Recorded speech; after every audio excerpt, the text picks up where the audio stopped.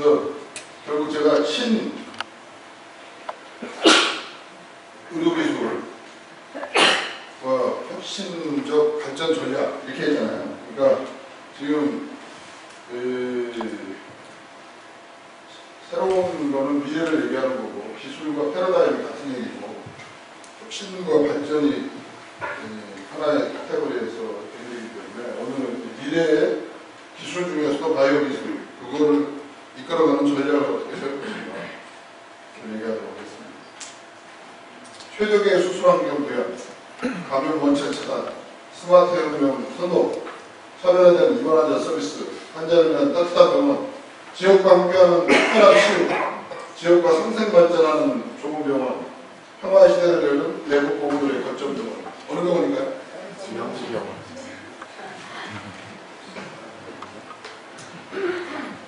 꿈의 암치료기, 디지털 패시티, 4세대 로봇 다빈치, 3D 전신 엑스레이.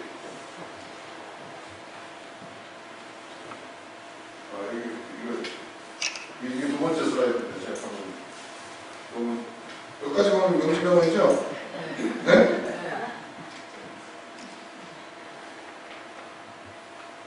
로봇과 하이브리드 19개 수술실, 우리 병원 16개인데 응급의료센터 음악병이신 저거 맞는데 보이스 EMR, 폐지 남대로 3D 프린팅 연구소, 한시 전체 검사객팀 3%. 이거 혹시 명시가 아니네. 전정상이 다 저상 전정침대고 노인 장애인의 메디어를 다 없앴고 자연복지만 2,000평이고 가장 많은 서비스 환자 외 시스템 개선까지 38kg 조금씩 그리고 여기 이제 꿈의 암치료기라는 트루비인을 넣고 디지털 패시티를 넣고 MRI 매그네툼 리다 제일 비싼 MRI 넣고 4세대 로봇 다빈치 넣고 그다음에 3D 전신표를 넣었다. 당신의 생명과 가족의 일상을 지켜줄 오늘의 집중한다. 장기 이식 역량을 발휘.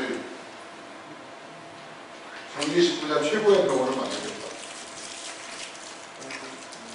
지상 17층, 지하 7층. 8병상, 샤워 300병상 열고, 초기 투자가 2,500억을 넣고, 12개의 다학제 혁신센터에 39개 진료과, 60여 개 진료 분야에서 당일 접수 진료, 검사 결과를 확인하게 하는 원데이 원스톱 진료센터를 구현합니다. 세계 최고의 장기식품. 어디 부분은 뭐 6,500억 이런 거 빼고 다 이제 원스톱, 장기식, 생명과 가족의 일상을 지켜준다. 문학적 카피. 다 우리가 했던 것 같은데.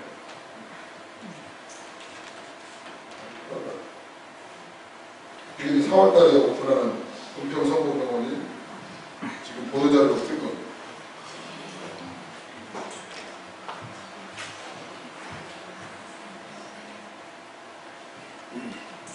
기다림 없는 병원, 신속 진료 시스템, 대북 보건의회 거점. 우리가 이제까지 얘기했던 것 중에 90% 다 가져갔어요. 응? 첫 페이지는 여러분들이 우리 병원인데 그랬죠? 첫 페이지는 우리 병원인데.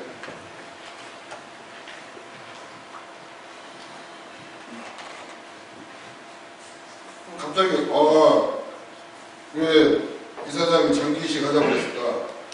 왜 갑자기 황상익 교수를 모셔다가 평화통일 의료센터를 왜 오픈했을까?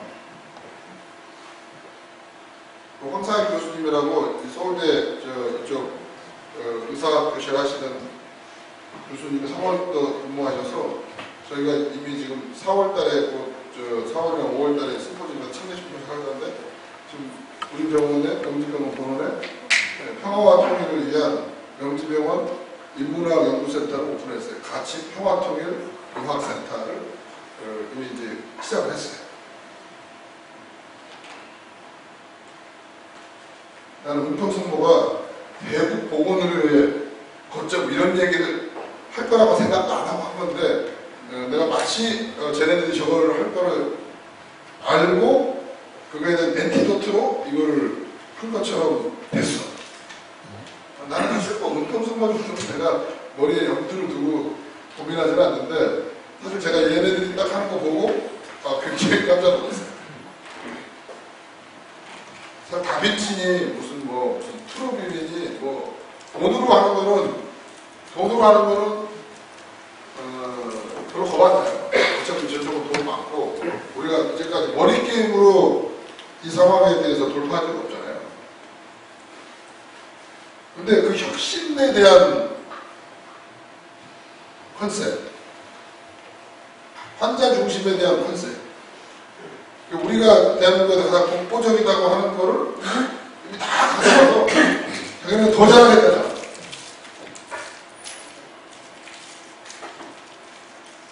그럼 우리 어떻게 해야 돼요? 우리는 쟤네보다 더 혁신적으로, 더 환자 중심적으로, 더 빛의 속도로 쟤네들을 추월하지 못하게끔 우리가 잘하는 거는 치고 나가야 되고 우리가 취약한 건 보완해야 되겠죠.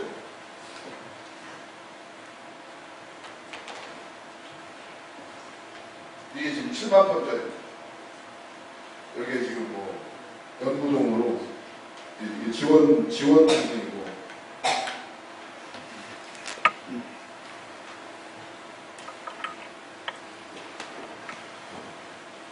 오늘 이제 미래를 얘기하는 날이에요. 미래가 뭐냐, 미래가 한문인지는 아시죠? 이제까지 오늘, 내일, 모레 하듯이 미래도 순 한글로 이제까지 알고 계신 분들이 있었나요? 미래는 아님이 올래, 아직 오지 않았다가 미래예요.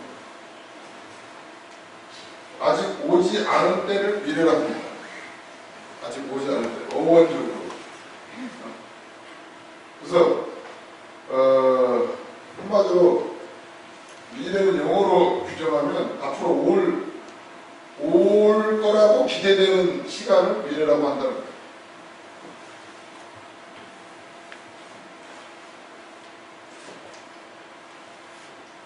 하지만 이 미래 예측은 무척 힘듭니다. 무척 힘들어요. 미래를 예측을 잘하면 하거나 그거를 선취하는 사람은 당연히 대박을 나겠죠. 아니 주식도 그런 거 아닙니까? 아니 거래정지 될 줄도 알았어요. 아니 어제까지도 와가지고 쟤네들이 감사들이 밤 새벽 2시까지 마지막 문구 서로 주고받다가 그 다음날 이렇게 뒤통수 맞을 줄 알았겠네요. 세상 일에 대해서 굉장히 자연선적으로 예측 가능하지 못한 일도 있지만 사회적으로도 예측 가능하지 못한 일들이 있죠. 그리고 굉장히 우연하게 벌어지는 일들이 있고 하지만 이 미래 예측에 대해서 예측을 하는 것보다 보세요. 뭐라고 그랬어요? 피터 드러프가 미래에 대해서 예측하는 거에 가장 좋은 길은 그 미래를 내가 만드는 길. 내가 지배하는 거에 대해서는 미래를 예측해 주는 거죠. 내가 하는 일에 대해서. 미래를 예언하는 가장 좋은 길은 그 미래를 크리에이트하는 거다. 내가 그거를 창조하는 거다. 그러니까 오늘 우리가 만나는 거는 누가 이렇게 될 거다, 절 거다, 남의 얘기를 듣는 게 아니고 우리가 어떻게 전략을 세우고 우리는 어떤 행동을 할 거냐 라는 거에 대한 생각을 모으기 위해서 오는 거예요. 예를 들어서 여러분들이 최소한 병원 경영진이 어떤 생각을 하거나 아니면 심지어 제가 어떤 얘기를 하면 우리 이사장은 왜 갑자기 그런 뜬금없는 황당한 일을 벌였을까? 황당한 일을 할까? 황당한 얘기를 할까? 라고 생각하지 마시고 제가 뭔가 의도할 바가 있기 때문에 고민할 바가 있기 때문에 누구한테 주워들은 인포메이션이 있기 때문에 얘기하는 거 아니겠어요? 야, 이거를 좀 우리가 검토해서 뭐 해봐야 되지 않을까? 뭐 예를 들어서 우리가 지금 작년에 6월달에 우리 임재경 교수랑 내가 몇 명 데리고 그 산타바바라에 가서 인터치에서 만나가지고 거기 2박 3일간 컨퍼런스하고 거기 있는 뭐 저기 열심히 잘 해서 이번에 이제 언제 갈 거죠? 다음 주쯤 인터치에스의 그 소위 원격 의료 시스템, 이 텔레스 하는 일종의 로봇 시스템인데 로봇처럼 실제 해가지고 막 돌아다니고 그러지는 않아요. 아니지만 지금 병원과 병원 간, 또 병원과 의사 간을 연결할 수 있는 이 원격 진료 시스템이 이제 좀 옵니다. 그러니까 빨리 와야 된다는 거예요. 은평성모가 자기네가 뭐 무슨 돌아다니는 로봇 갖고 막 한 다음에 쟤네 또 섭외해가지고 텔레비전에 나올 거 아니에요? 우리 거기서 더 세게 요 텔레메디슨 가지고 또 막 해가지고 빨리 우리도 텔레비전에 나와야지. 그런 거가 지금 늦은 거예요. 그러니까 내가 계속 그랬잖아요. 작년에 이미 나갔어야 되는 거야. 조금만 늦으면 바로 1등을 뺏기는 거예요. 내가 최초인 거에 대한 브랜드를 뺏기는 거라고. 좀 어벌벌하고 눈 깜짝거리고 있으면 그냥 제껴지는 거예요. 제가 맨날 얘기하지만 우리 같은 더군다나 호발주자들이 정신 못 차리고 얼떨떨 하면은 그냥 정말 맨날 눈 감으면 코베야 간다고요.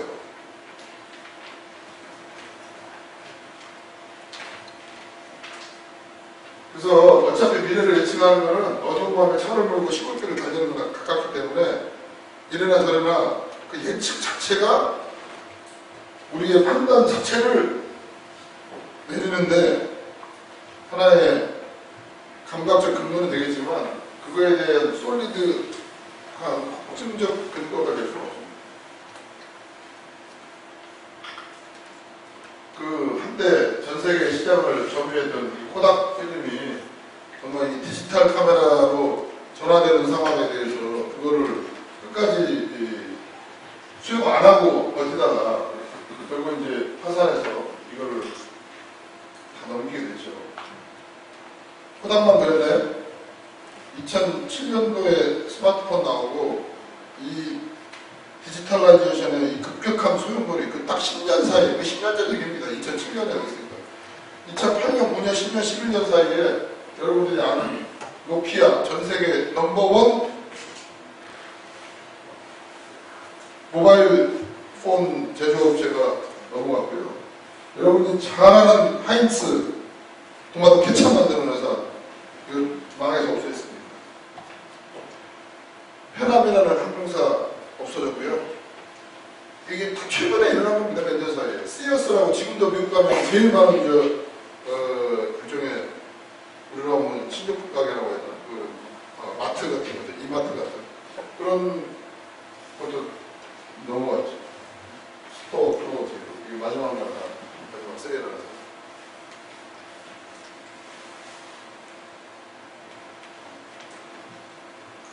그래서 시켜들어가고 그랬어요.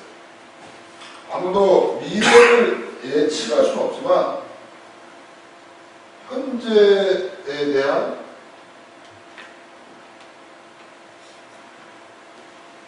확실한 근거성은 확보할 수 있다는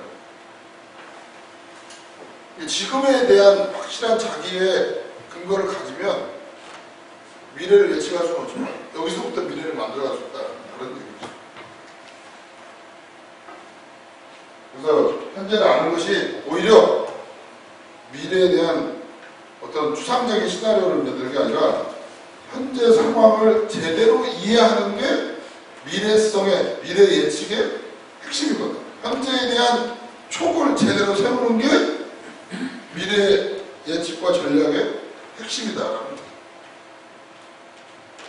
현재 지금 어떻게 되고 있는가를 모르면, 그러니까 미래도 모르는 거예요. 바이오 테크놀로지에 대해서 누구보다 많이 아는 사람이 바이오 테크놀로지를 어떻게 가는지 아는 거고요. IT 기술에 대해서 가장 현재성을 잘 아는 사람이 IT 기술이 어느 방향으로 가는지를 아는 거예요.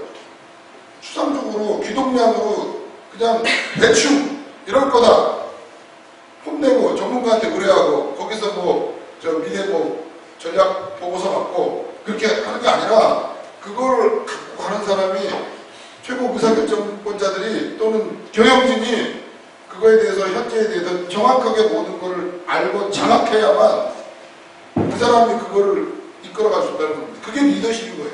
그게 전략적 리더십인 거예요. 현장을 잘 알려고 하면 촉을 세워야 된다는 거예요. 우리말로 촉이 좋아야 된다. 촉이 좋아야 된다. 가끔 선두환이 좋아야 된다. 제가 촉하라는 기가 막히더라고요. 가끔 촉 때문에 또 한 대씩 세게 맞지만 그건 뭐 제가 저라고 해서 뭐 그 모든 펀치를 다 피해갈 수는 없으니까 한두 대씩 이제 왔긴 한데 뭐 제가 그 한 대에 KO를 당했거나 다운이 나가지 않는 건데 또 다운 한 대 맞고 살짝 뭐 슬립 다운에 다 일어서면 될 수 있는 거지만 어쨌든 중요한 건 이 촉이 좋아야 돼요. 그리고 선두환이 있어요.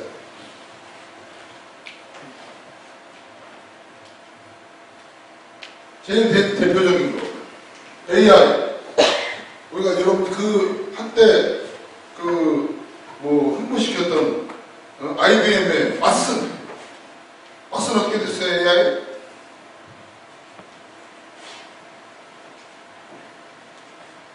문제 많다고 이거 IBM 왓슨 슈퍼컴퓨터 recommended unsafe and incorrect cancer treatments 인터널 다큐멘트 쇼. 그래서 이게 2018년도 7월에 사실은 이거 문제 많다. 그리고 보고 나왔어요. 근데 그 사이에 벌써 이거가 리포트 나오기 시작하는 한 1년 전에 길병원부터 16년, 17년에 이렇게 많은 병원들이 엄청난 돈을 들이고 왓슨을 다 걸렸습니다. 안양 샘병원까지 거의 됐고 샘병원까지. 어제 우리 기독병원 총회 거기서 샘병원이 되는데 왓슨에 다 도배를 해놨어요. 그 왓슨은 2018년 여름 이후에 문제 많다. 왜? 왓슨이 왜 문제가 많을까요? 왓슨의 온콜로지 프로그램, 왓슨이 하는 암 진단 프로그램에 이게 너무 문제가 많다. 엉터리다. 미국에서 그렇게 나왔어요. 이제 암도 그거에 대해서 다시 해라.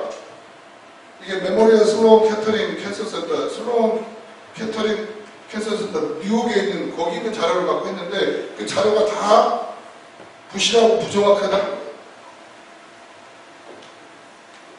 근데 이게 문제가 많다고 한 뒤로 아무도 보도 안 해요.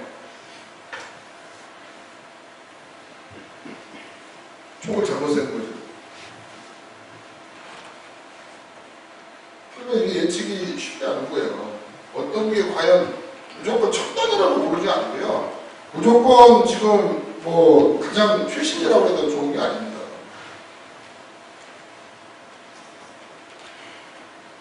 우리가 지금 촉을 여러 군데 세워야 됩니다. 우리를 특히 둘러싸고 있는 내외의 여러 심각한 요소들에 대해서 상당히 지금 깊은 아주 예민하게 촉을 세워야 돼요.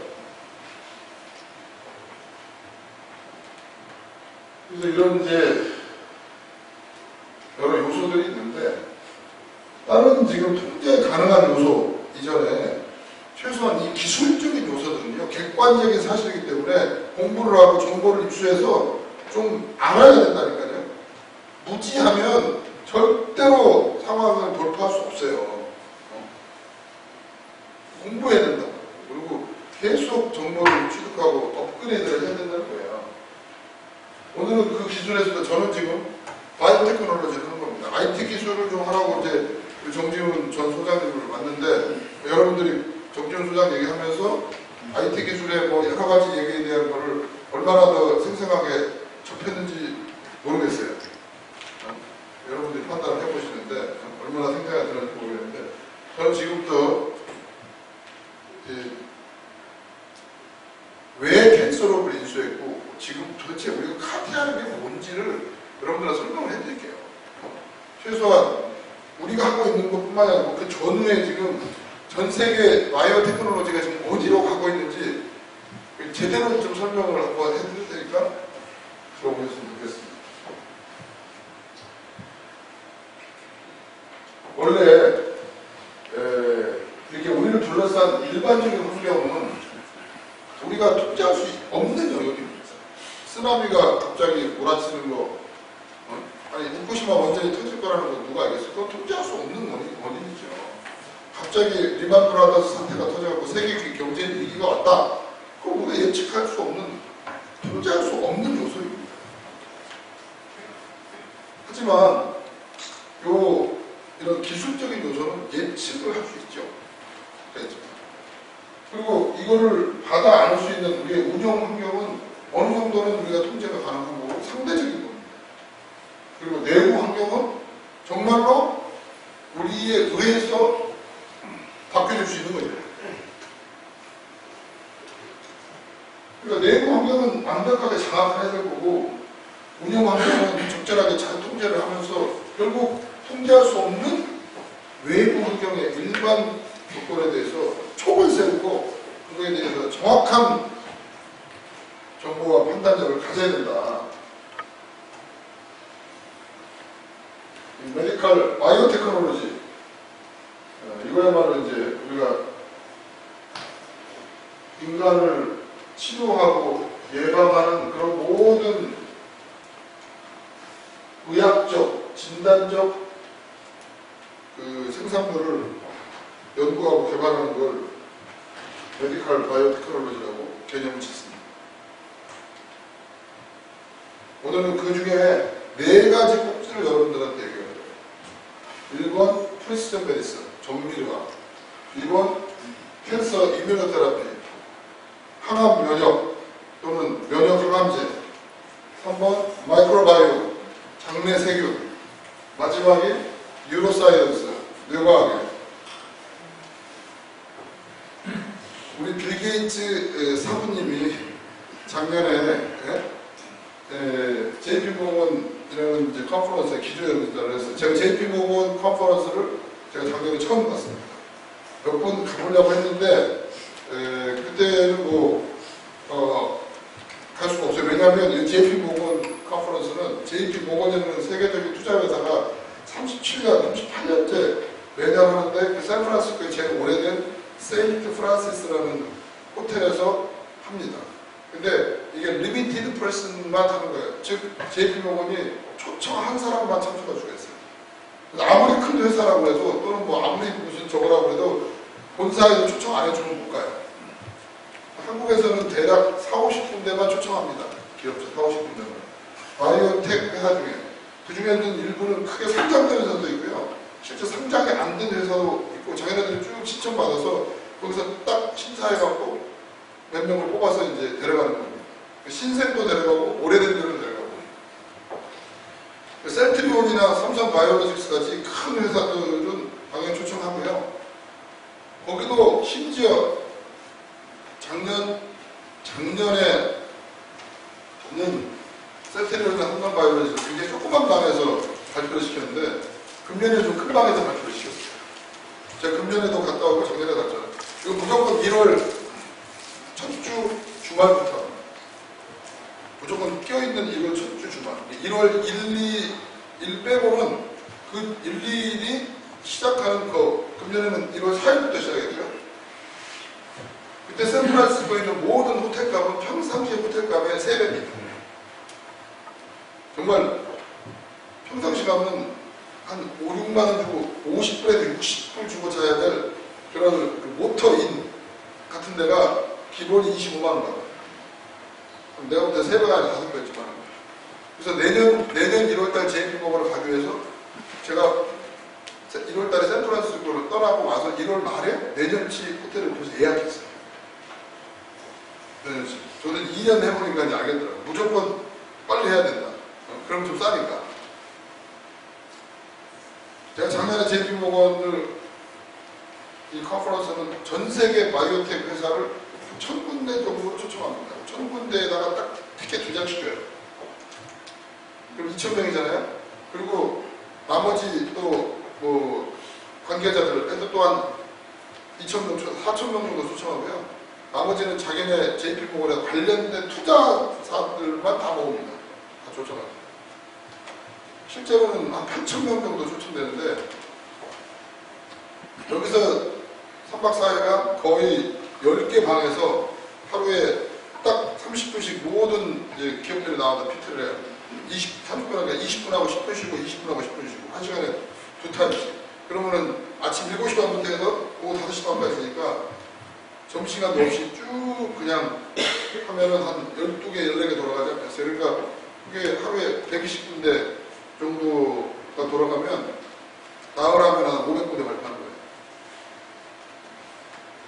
그러면 그 바이오 회사들이 와서 자기들이 작년 1년 동안 뭘 개발했고 어떻게 될 건가, 그리고 자기 실적이 어떻고 금년에 자기네 파이프라인이 어떻게 될 건지를 발표 딱 하는 순간 그 발표 끝나고 주가가 요동치기 시작합니다.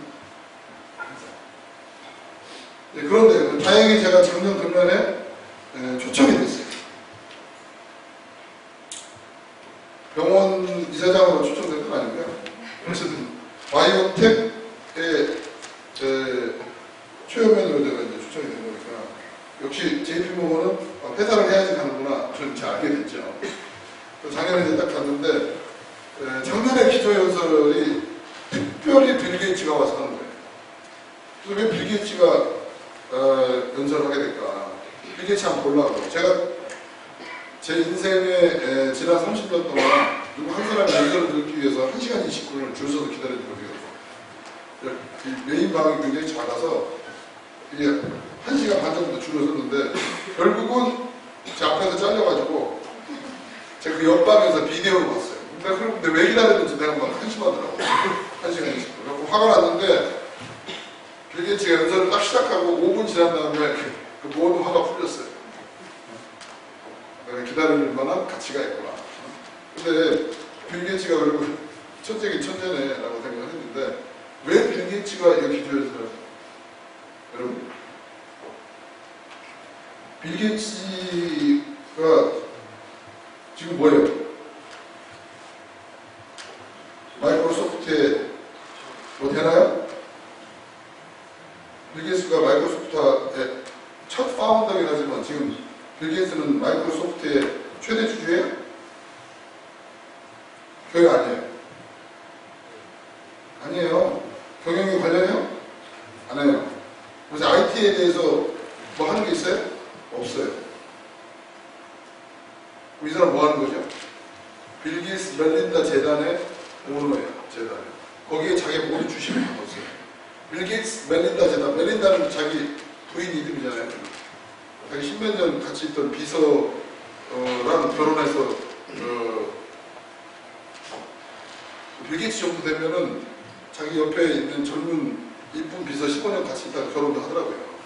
여러분들도 그 결혼을 하고 싶으시면 빌 게이츠 정도 뭐 이게 갑부가 되지 않으면 어렵겠지만 어쨌든 나는 그거 보면 꼭 그 이름이 빌 게이츠 멜린다 재단이잖아요. 빌 게이츠 멜린다 재단 뭐 하는 데죠?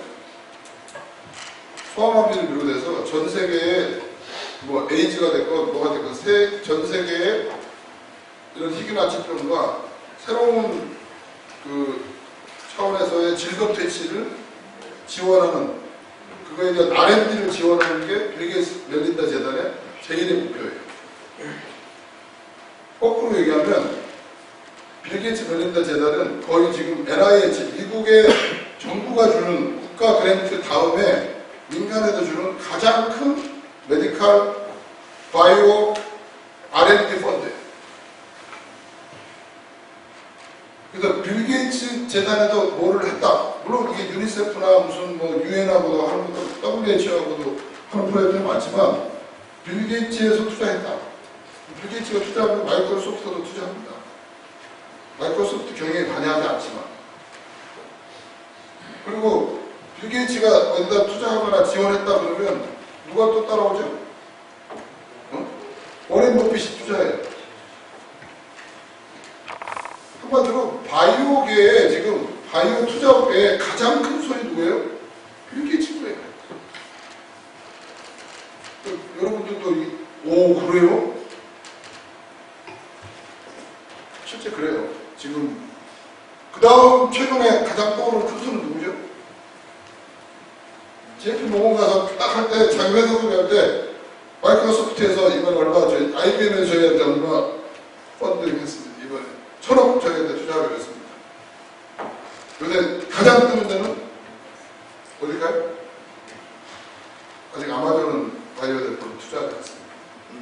제일 지금 큰 손은 소프트뱅크. 손정희, 일본의 소프트뱅크. 손정희가 그 아랍 저기 걔네들한테 30조를 떼겼잖아요. 사우디랑 중동의 왕자들의 그 사적인 펀드로 손정희가 소프트뱅크로 30조를 떼겼잖아요. 이걸 가지고 지금 전 세계에다 투자를 하는데 그 투자의 1번이 바이오입니다. 소프트뱅크한테 돈 얼마 받느냐에 따라서 판세가 바뀌어요. 여기 가면은 사람의 간땡이가 배 밖으로 나오다 볼 때 터져. 왜냐면 기본 단위가 1000억이에요. 1000억. 10억도 아니고 우리는 10억도 막 100억도 1000억인데 그냥 1000억이 기본이고 기본이 이제 빌리언이라는 거예요. 1 빌리언 하면 우리로 1조란 말이에요. 1조. 1 빌리언. 1조 이렇게 나오니까 와. 근데 이제 그 기조 연설이 뭐 여러 가지가 있는데 그 기조 연설 30분 동안 하는 게 뭐냐면 마찬가지로 미래 의학의 트렌드가 뭔지, 미래 의학의 이니셔티브가 뭔지를 설명을 했어요. 이런 사람들의 공통적인 특징은 뭡니까? 원고가 없다는 거죠. 원고 없이 막 얘기해요. 아주 정확한 그런 이 양반이 딱 보여준 슬라이드가 3장입니다. 크게 보면 키워드가 3장이고 앞으로 미래의학에 지금 미래의학이라는 게 뭔 얘기가 하죠? 이제 가장 중요한 이 바이오 메디컬 분야의 3대 이슈는 3개다. 1번 이뮤 시스템 면역학, 2번 브레인 이뮨 면역 브레인 뇌, 3번 마이크로바이옴 장내 세균. 딱 3개 딱. 그리고 요거 이제 하나씩 쫙 설명을 했죠. 그리고 특히 그 중에 T세포 테크놀로지가 굉장히 지금 핫하다.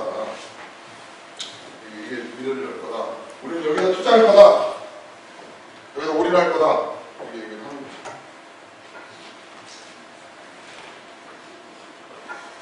그래서 이제 그 3개 분야를 우리도 합니다.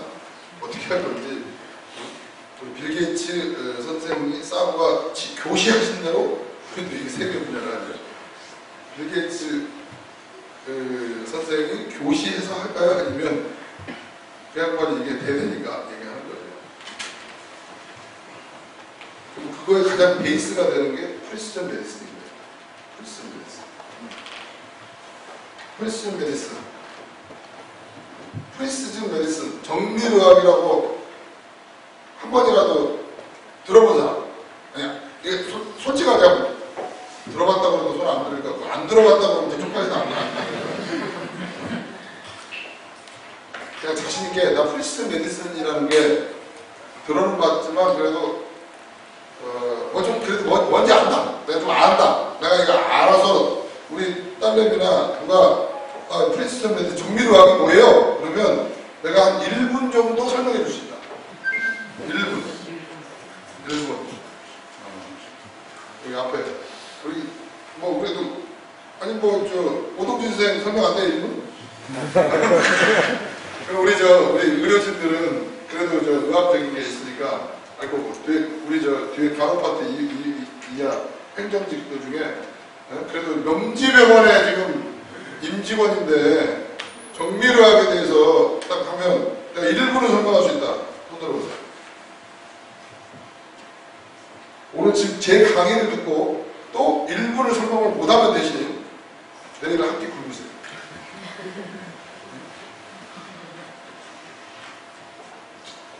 그러니까 이렇게 얘기를 합니다. 오히려 이 전통적 의학과 정밀의학이 서로 하나의 획을 긋는다.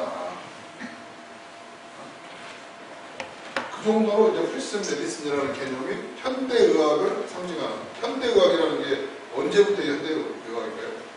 말 그대로 21세기 의학 또는 앞으로 오는 미래의학의 기본 개념이 그동안 여러 가지 말이 있었는데 지금은 이제 프리시전 메디슨이라는 단어로 좀 어느 정도 공식화가 됐어요.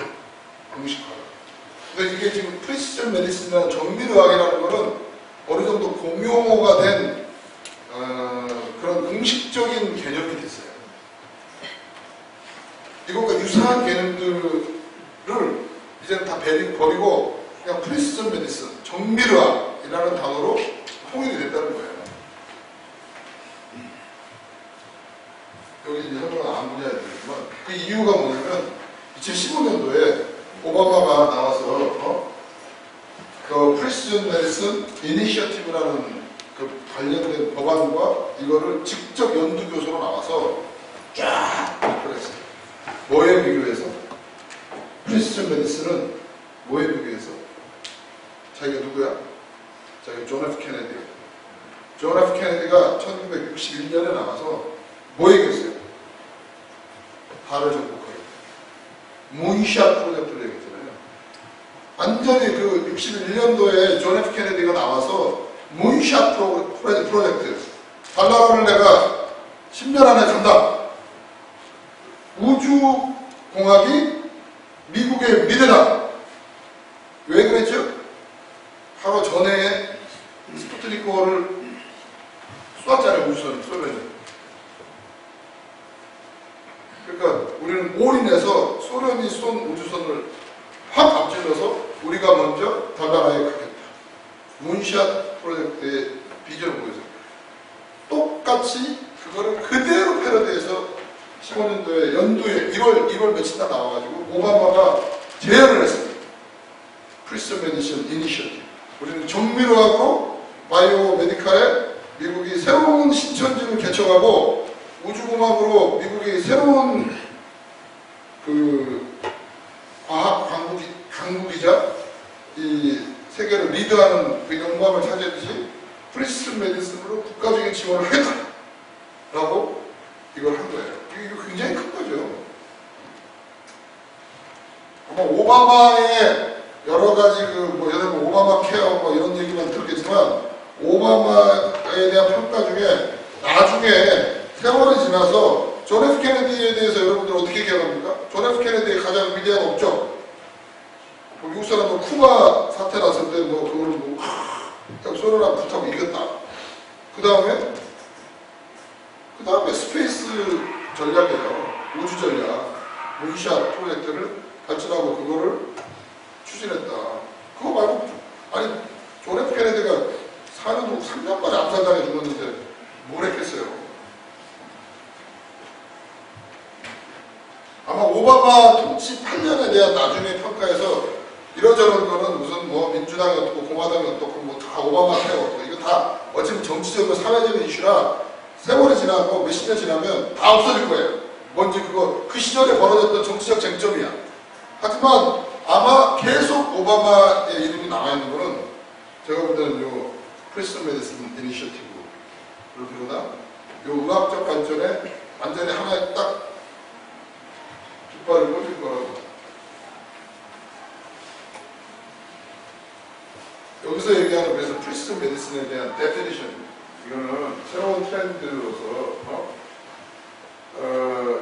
유전체와 환경과 라이프 스타일에 있어가지고 각자의 맞춤형 개별적 변이를 설명하고 그거에 근거해서 더 정교하게 어떤 치료와 어떤 예방적 방법들이 효과적인가를 예측해주는 그거를 프리시전 메디슨이 한다. 이렇게 나와요. 거기에 이 근거가 단지 유전체만이 아니고 유전체, 환경, 라이프스타일까지 다 포함해서 모든 사람들에게 매우 테일러 메이드한 각자의 맞춤형으로 제일 좋은 치료 방법과 제일 좋은 어떤 예방적 생활 패턴을 만들게끔 해주는 거가 바로 프리시전 메디슨이다 이런 거예요. 대단히 포괄적인 개념입니다. 단지 뭐 우리가 여러분들이 알 때 맞춤 항암제 하나 주는 거 그거는 이 프리시전 메디슨의 적용 영역의 일부인 거예요. 프리시전 메디슨이라는 거의 임상 영역의 매우 일부를 거기다 적용하는 거였지만 원래 개념은 상당히 포괄적인 개념이라는 걸 아셔야 됩니다. 그 과거에는 이제 어땠나요? 일단 기본적으로 개별 차이보다는 아스피린이 기본적으로 해열제니까 어느 정도의 증상이면 다 아스피린 때려 먹는 거죠.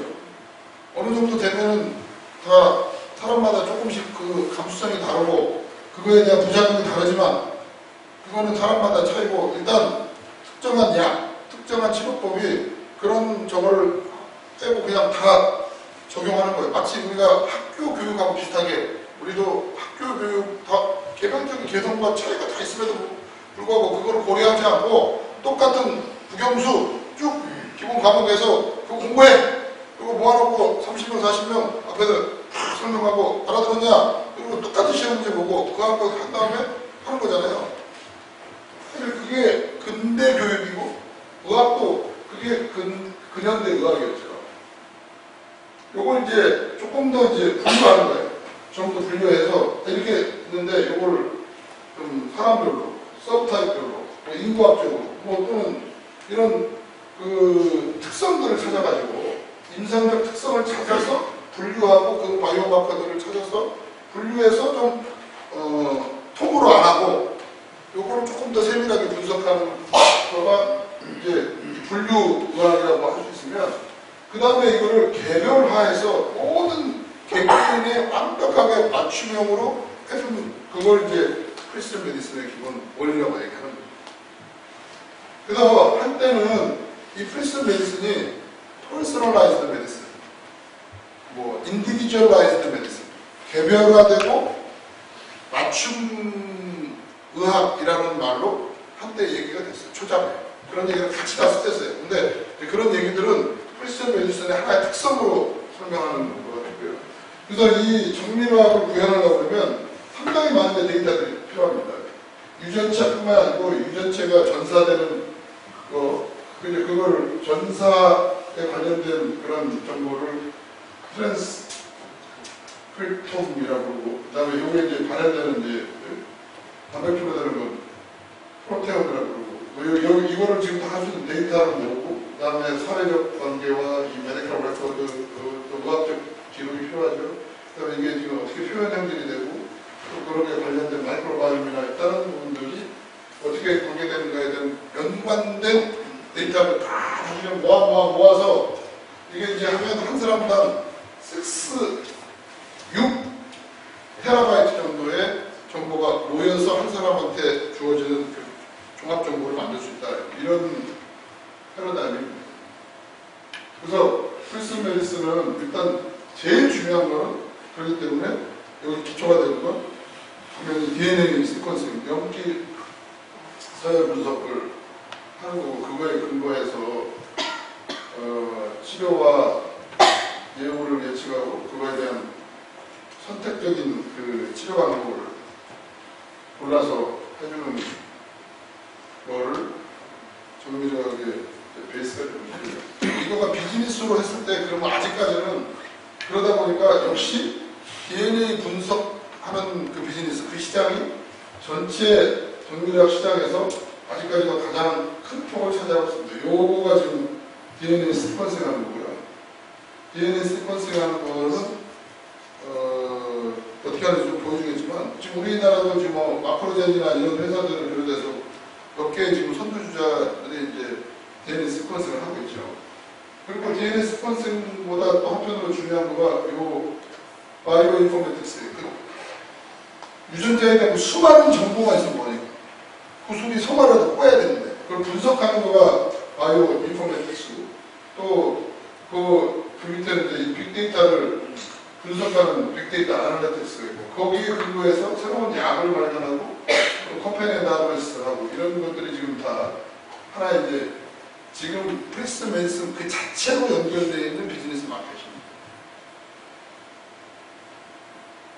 이게 계속 커지고 있지, 이거 자체로. 그래서 이게 유전자, 유전체 뭐 이런 단어들이 다 비슷비슷한 것 같은데, 여러분들이 알고 있는 차원에서 이해하시면 되지만, 우리가 지놈 하면 이건 이제 일반 우리가 지인은 기본적으로 이게 DNA로 구성된 하나의 특성을 얘기하면, 우리가 지놈 하면은 이게 전체적으로 우리가 갖고 있는 모든 그 유전체의 특성, 총괄해서 우리가 지놈이라는 단어로 부르는 거거든요. 그래서 유전체학, 지놈 배경이 되고, 우리는 염색체가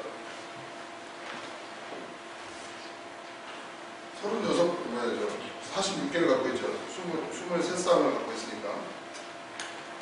그래서 요 염색체부터 이제 우리가 여러분들이 옛날에 생물을 배우면 요새는 이거 다 중학교 때 배웠더라고.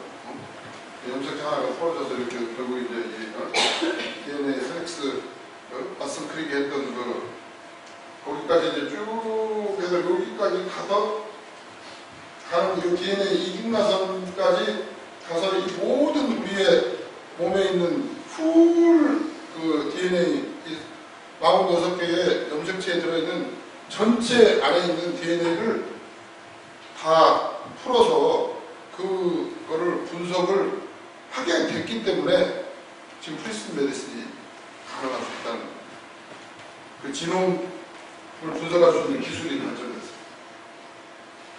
이 DNA는 우리가 얘기할 때 결국 이 안에서 요 4개의 염기로 지금 이루어져서 있는 거 많이 보셨죠? 이거 모르는 사람은 간호대 나와도 알고 이거 고등학교 생문도 아니까 DNA는 다 아시겠는데 요 4개의 순서가 어떻게 돼 있는지 그러면 요거에 대해서 우리가 보통 3만 개 그 정보가 이런 식으로 되어 있는 분석 정보가 끝없이 이루어져 있는 거예요. 그럼 여기에서 어떤 게 중요하고 어떤 게 의미가 있고 어떤 거는 지금 전혀 인트론 별로 의미가 없는 중간에 일종의 장식품처럼 달려있는 건 어디고 어떤 게 실제로 단백질을 만들거나 작동을 하고 어디가 이게 전사가 돼가지고 결정적으로 펑션을 하고 이런 것들을 이 엄청난 걸 다 분석한 상황에서 찾아내야 되는 게 그 다음에 유전체학이 가능할 수 있는 거고 생머라는 사람이 생머라는 이 양반이 처음으로 이 서열을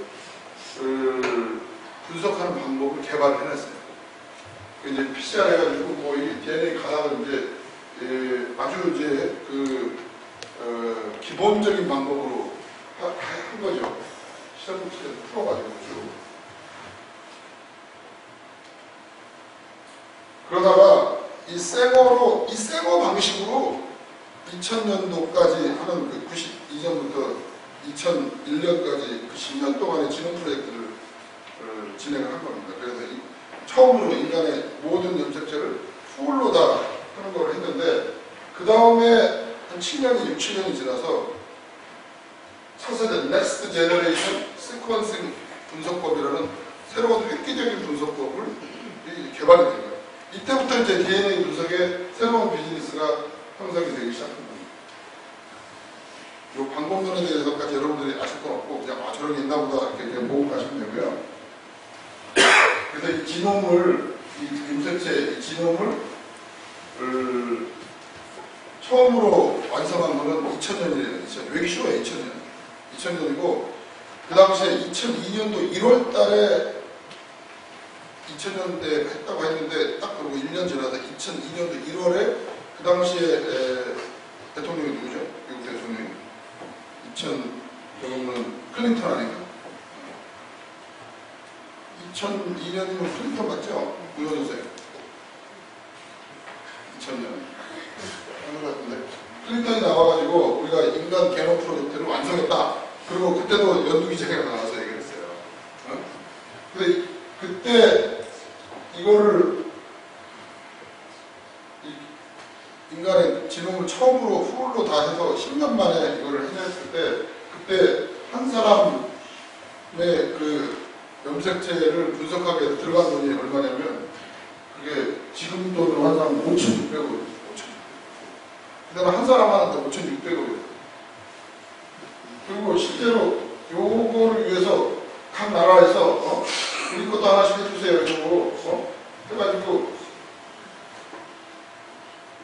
2009년도에 그 김성진 교수하고 서정성 교수가 우리나라 남성의 지놈을 분석해달라고 맡겨가지고 처음으로 한국 사람의 지놈을 여기 지금 처음에 표준으로 했던 거 말고 한국 사람 거를 갖고 분석을 했을 때 들어간 돈이 3억이었어요. 2009년도 말이에요. 요새는 얼마 된다고요? 근데 요새는 100만 원이 안 들어요. 그게 2000년입니다. 2000년. 20년도 안 돼요.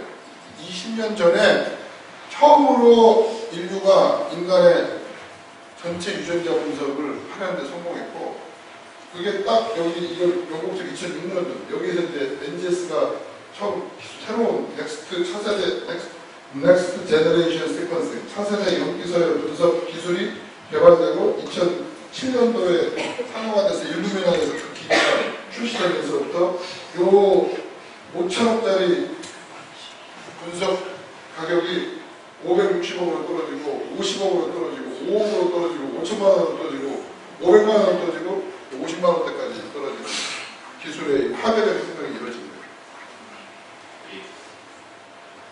그러니까 옛날에는요, 10년 전만 해도 이 마이크로바이올로지라고 우리가 얘기하잖아요.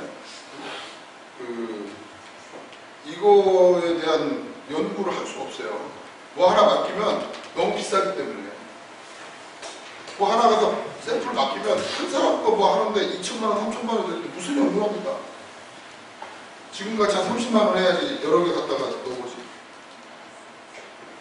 최근에 지금 이런 어마어마한 면역학이나 이런 생물학적인 기초 연구가 엄청나게 발달하게 된 제일 중요한 거는 이 NGS 기술이 발달해요. 제가 맨날 유사하게 설명을 하잖아요. 아까 AI 기술이 특별한 게 있냐? 제 친구가 서울대 전자공학과를 나와가지고 카이스트에서 박사를 받았는데 AI로 받았어요. 근데 카이스트 박사하고 좀 있다가 그걸 때려치고 나와서 딴 일 하다가 지금은 뭐 좀 이상한 거 하고 있어요. 저는 그쪽 일을 안 해요. 근데 요새 AI가 떴잖아, 알파고 이후로. 근데 내가 여기가 좀 카이스트에 거기 대한민국 몇 호 인공지능 박사예요. 그래서 야, 너 거기 왜 그만두고 나왔냐? 어? 거기 계속 있었으면 너 지금 대한민국 최고 AI 박사가 연봉이 뭐 10억, 20억 받을 텐데 왜 나왔냐 그랬더니 제가 그러더라고. 자기가 박사에 포닥까지 했는데 그리고 깨달은 거는 내가 죽기 전에 AI는 실현되지 않는다. 그래서 그만뒀다는 거예요. 그러면 야 너가 할 때하고 지금하고 뭐 이론이 바뀐 게 있냐? 이론 다 똑같다는 거야. 딥러닝 뭐 다 똑같아요. 하나도 뭐 바뀐 게 없다는 거야. 특별한 기술에 어떤 새로운 게 없었다는 거야. 아 근데 어떻게 갑자기 AI가 이렇게 구현됐지? 근데 내가 그때 간과한 게 있었다는 거야. 그때 몰랐던 거야. 그 뭐냐면 이게 3G, 4G, 5G로 인터넷상에서 빅데이터가 막 돌아갈 줄 몰랐죠. 자기는 그때 해봐야 1000케이스, 10,000케이스 자료 넣었다는 거죠. AI가 작동이 안 돼요. 10만 개의 데이터가 1초 안에 0.1초 안에 돌아가는 시대가 되니까 AI가 빅데이터를 가지고 AI가 작동하는 거예요. 알파고도 그때 슈퍼컴퓨터 거의 200대를 연결해갖고 그 데이터를 돌린 거 아닙니까? 그게 그 정도의 데이터가 돌아가기 때문에 즉 클라우드의 빅데이터가 돌아가니까 AI가 작동하는 거예요.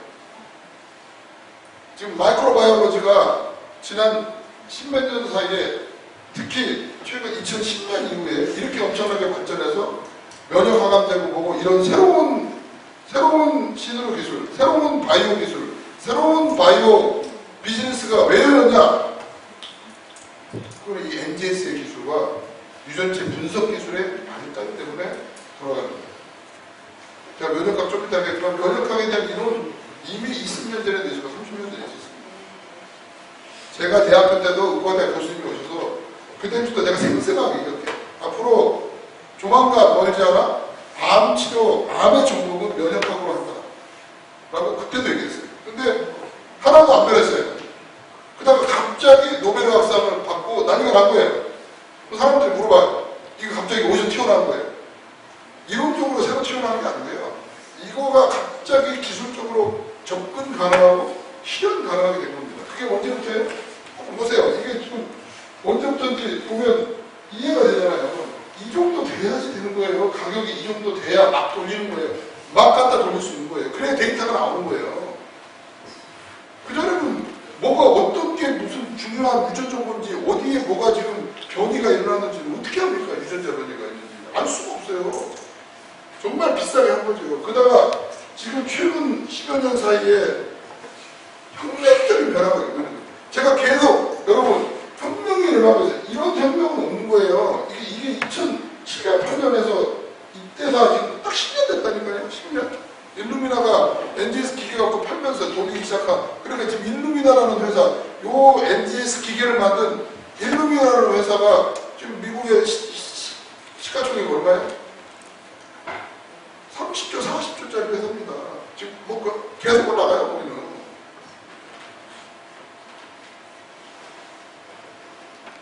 그리고 이제 이슈가 이거는 이제 막 분석을 해요. 막 분석을 해서 예를 들어 파킨슨 환자의 이런 유전자 분석을 다 했어요. 10,000명의 파킨슨 환자를 다 돌렸어. 다 돌렸는데 돌린 뭐예요? 어디가 공통적으로 문제가 있고 어디가 뭘 분석을 해야 될 거 아니에요. 데이터가 있으면 뭐 하냐고요. 데이터를 분석을 해서 뭘 찾아내야 될 거 아닙니까? 그래서 지금 그런 의미에서 하여튼 뭐 NGS는 이렇게 할 겁니다. PCR 돌려갖고 샘플 하면 이거 싹 죽여서 연기 이것만 진폭해가지고 그거를 적당하게 잘라서 여기다 집어넣어가지고 이 시퀀싱에서 데이터 나옵니다. 그래도 이거 하는데 한 일주일 걸립니다. 하는 거고요. 우리도 이 NGS 기계가 들어왔죠. 영지병원에 들어왔습니다. 언제 들어왔죠? 1월달에 들어왔고요.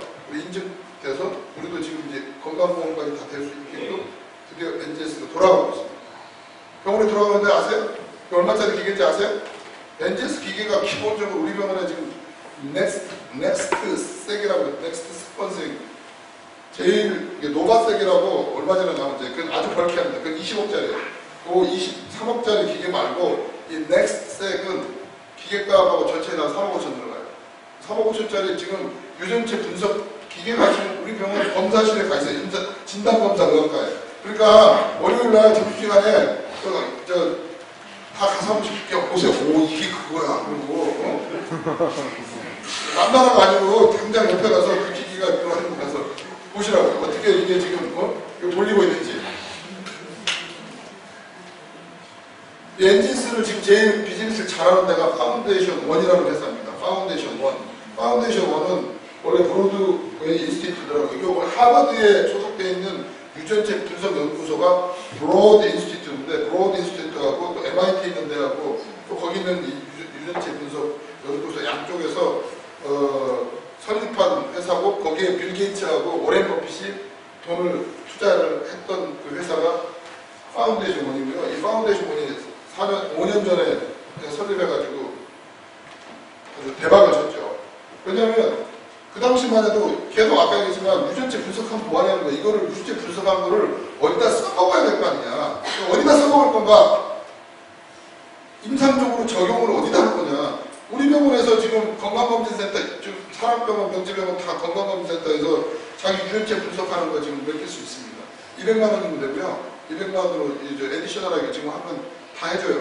쫙 해갖고 분석해서 나오는데 결과가 당신은 위암이 다른 일반인보다 좀 걸릴 수 확률이 30% 20%였습니다. 이런 전혀 인생에 도움이 안 되는 결과가 나오기 때문에 200만 원 주고 할 이유가 없어요. 어쩌라고? 내가 딴 사람보다 위암을 걸릴 확률이 20% 많으니 어쩌라고? 오늘 막 술 한잔 더 먹어야 되겠는데 그 스트레스. 어쩌라고? 아니 그 의미가 없는 거예요. 그러니까 이게 이런 유전체 분석의 자료를 의학적으로 의미있게 하는 비즈니스를 만들지 않으면 이게 존립이 안 되잖아요. 그거를 이제 똘똘하게 이제 역시 하는 게 이 보스턴, 하버드, MIT 애들이 이제 파운데이션 1이라는 회사를 만들고 이 분석을 하고 이게 실제로 저희가 지금 보낸 거예요.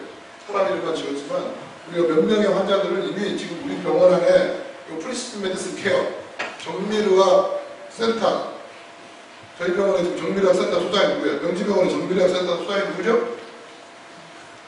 근데 뭐 아는 게 없어요. 소장님 일어서 보세요.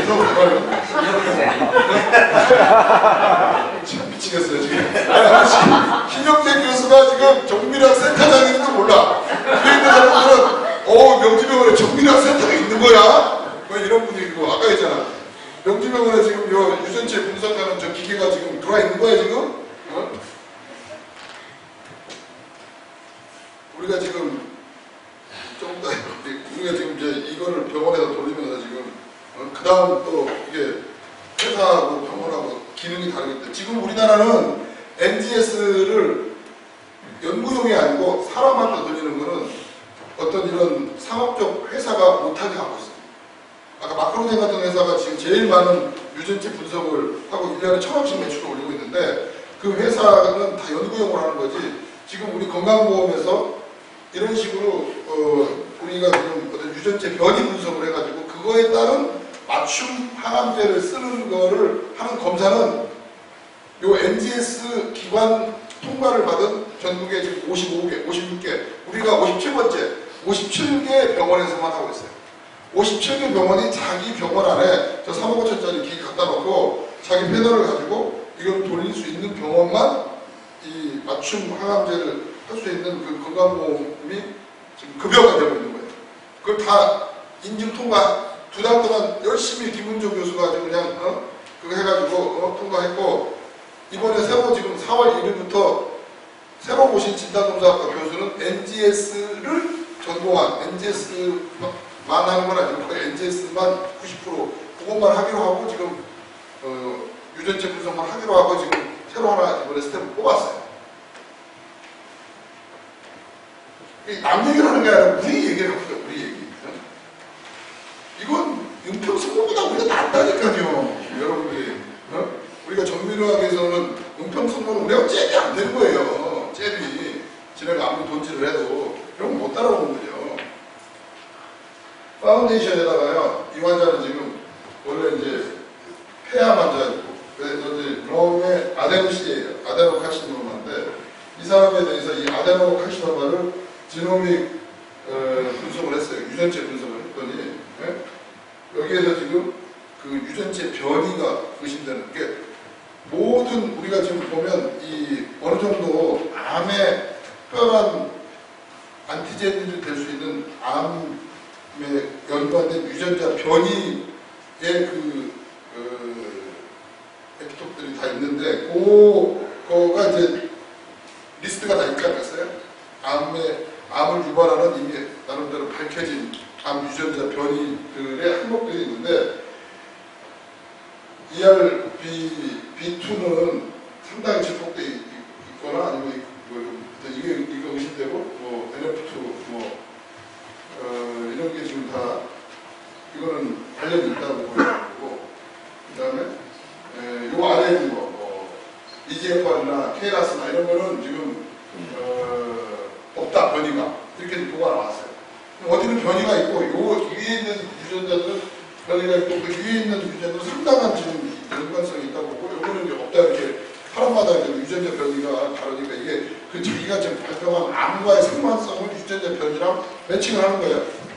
그렇게 하면은 어떻게 나오냐면 아까 ERB2는 지금 이 유전자 변이를 치료하는 지금 항암제는 FDA에서 식약처에서 허가된 거는 아파티민두가 있는데 있고 그 다음에 아직 지금 식약처의 허가를 받지 않았지만 실제로 오프레벨로 쓸 수 있는 그러니까 폐암은 아닌데 다른 암에서 항암제로 쓰지만 요 유전자 변이를 타겟으로 하는 항암제는 이런 게 있다. 그러니까 요거를 네가 네 돈 내고 쓸 수 없으면 이거를 하는 클리니컬 임상시험을 하는 데를 찾아봐 줄게. 어디서 한다. 그런 식으로 해주는 거. 뭐 지금 TMB라는 거, TMB는 튜머 뮤테이션 버전이라는 그 6MB 안에 몇 개의 뮤테이션 변이의 그 염색체가 있는가를 수량적으로 카운트해서 만들어놓은 하나 일종의 이제 그런 인디케이터를 TMB라고 부르는데 튜머 뮤테이션 버전이라고 부르는데 요거가 지금 상당히 좀 높기 때문에 요거는 리보누마브나 페브로주마브를 쓸 수 있는데 뭐 대신 클리니컬로 하는 거는 요런 새로운 약을 쓸 수 있고 당연히 이거를 한번 또 클리니컬 트라이얼을 볼 수 있다. 이런 식으로 요거는 이제 하고 나머지는 지금 없다. 나름대로 근데 이게 좀 대단한 것 같은데 이거 해도 별로 의미는 없어요. 왜냐면 클리니컬 트라이얼에 한번 해봐라 그러면 안 펴주고 나요. 클리니컬 트라이얼은 아무나 갈 수가 없기 때문에 그냥 정보를 얻을 수 있는 거지. 내가 이런 거에 대해서. 근데 이거에 비해서 삼성 스캔은 이렇게 줍니다. 어쨌든 앞에 거보다 정교하지 않죠. 썰어가죠. 그 다음에 그거를 하는 것도 지금 뭐 한 20몇 개, 30몇 개밖에 안 돼요. 저것도 뭐 전체적으로 자기 스캔을 하는 그 유전자 변이 대상은 한 300개 정도, 340개 정도 한다는 건데 지금 그 일루미나에서 나온 지금 새로운 저거는 훨씬 그게 많습니다. 조금 더 뒤에 있나 보네요. 그래서 이 캔서롭은 우리가 지금 캔서롭은 내가 아까 얘기했지만 캔서롭의 기본적인 캐치프레이즈는 제가 1년 동안 캔서롭을 우리가 인수해서 지난 1년 동안 캔서롭이라는 회사를 완전히 새로운 회사로 만든 거예요. 새로운 회사로 만든 이 캔서롭의 정체성이 뭐냐면 바로 정밀 의료에 기반한 면역항암제를 개발한다. 이해가 되십니까? 이게 면역항암제에 대해서 조금 더 배우면 알겠지만 정밀 의료에 기반해서 면역항암제를 개발하는 게 우리의 기본적인 미션이고 이 회사의 기본적인 전략이 되겠죠. 원래 더군다나 캔서롭은 이 마이크로 어레이라는 방식으로 아까 NGS가 아닌 마이크로 어레이라는 방식으로 그 유전체 변이 분석을 하는 키트를 만들고 그거에 대한 기술이 있어요. 그래서 그 기술을 하고 NGS 기술 두 개를 합쳐서 통합 분석을 하고 이거에 근거한 이런 빅데이터를 쌓아서 이거에 근거한 면역항암제를 개발하는 게 기본적인 회사의 이제 목표로 아이덴티티를 정한 거고요. 사실 지난 1년 동안 이 캔서롭 같은 데도 이 마이크로 어레이에 의한 기술은 다 있고 이 GMP도 있고 다 있지만 이 NGS 장비나 NGS 시스템이 모자랐어요. 근데 그거를 보강해갖고 이제는 완전히 캔서롭도 마크로젠이나 다른 어떤 유전체 분석 회사, 세계적으로 다른 회사가 가져야 될 인프라를 다 가졌어요. 노바스텍까지 다 노바스텍은 아까 25억 정도 되는 대용량의 유전체 분석 기계인데 일루미나에 나온 가장 최신 기계, 그건 대한민국 두 대밖에 없습니다. 마크로젠하고 캔서롭밖에 없어요. 그렇게 해서 1년 동안 사실은 회사를 이제 좀 제대로 된 회사로 좀 이제 만들어 놓은 상태고, 이번에 이제 일루미나에서 그 아까 삼성 스캔은 300몇 개면 일루미나에서 처음에 이제까지 나온 건 이 트루사이트 오크로저에서 170이었어요. 트루사이트 오크로저 170. 왜 170일까요? 170개의 유전자 변이를 진단할 수 있는 그런 진단 키트. 네, 이번에 그거를 이제 업데이트해서 500개의 유전자 변이를 진단하는 트루사이트 500을 내는 거예요. 지금 우리 명지병원에서 이번에 새로 들어온 우리의 그 기계를 가지고 그 넥스트셀 기계를 가지고 일단 지금 트루사이트 170을 지금 검증을 하고 있습니다. 공통성 지금 시험을 하고 있습니다. 지금 일루미나하고 명지병원이 지금 우리가 MOU를 맺고 일루미나가 아까 금방 얘기했죠. 전 세계에서 가장 최대의 큰 지금 이 NGS 분석 기계를 생산하고 그거를 하는 회사하고 우리가 지금 계약을 맺고 이 트루사이트 170과 지금 500을 지금 우리 병원에서 임상시험을 하고 그거에 대한 밸리디티를 임상시험을 따로 할 필요는 없는데 미국에서 통과된 거가 우리 한국에서도 똑같이 동등성 있는 이게 결과가 나오는 거를 우리가 하기로 해서 지금 진행을 하고 있는 거예요. 저희 병원에서. 그거는 캔서로 하는 게 아니라 우리 병원에서 하는 거예요. 왜냐하면 그래야 이거를 나중에 사람한테 쓸 수 있으니까.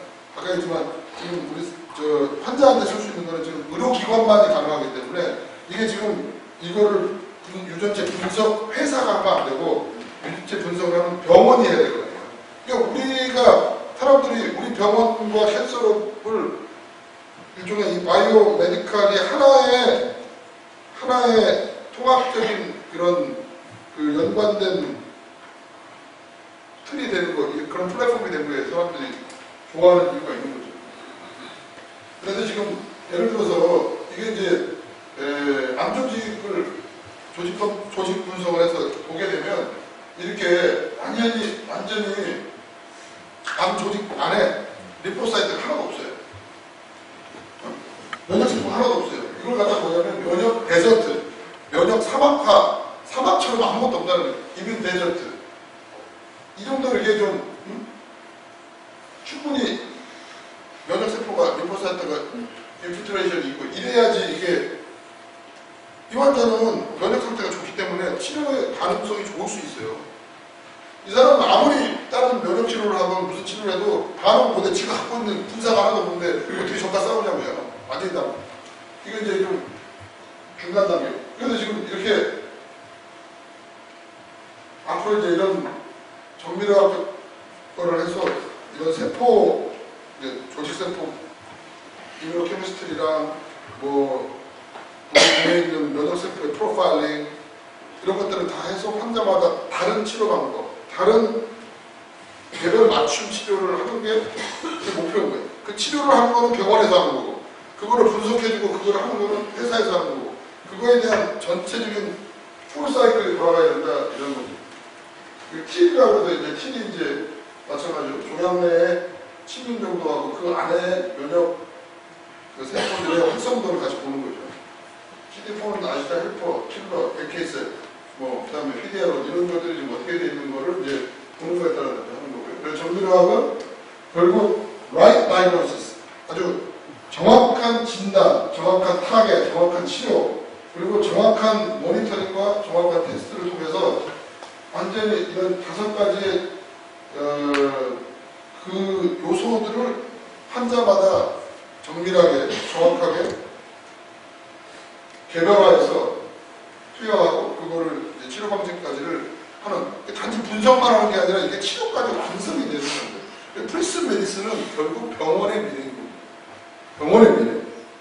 지금은 현재는 이게 기본적인 베이스가 기술의 미래지만 이게 확대되면 나중에는 암 치료뿐만 아니라 모든 치료에 적용되는 병원의 미래가 이 프리슨 메디슨에 나온다는 거죠. 그리고 결국은 그걸 해야 되기 때문에 한편으로는 개별화된 치료를 하기 위해서는 그 개별화된 치료와 기존의 보편적 치료와의 상호 분석적인 데이터가 있어야 되잖아요. 그래서 이 데이터 분석이 더 중요해요.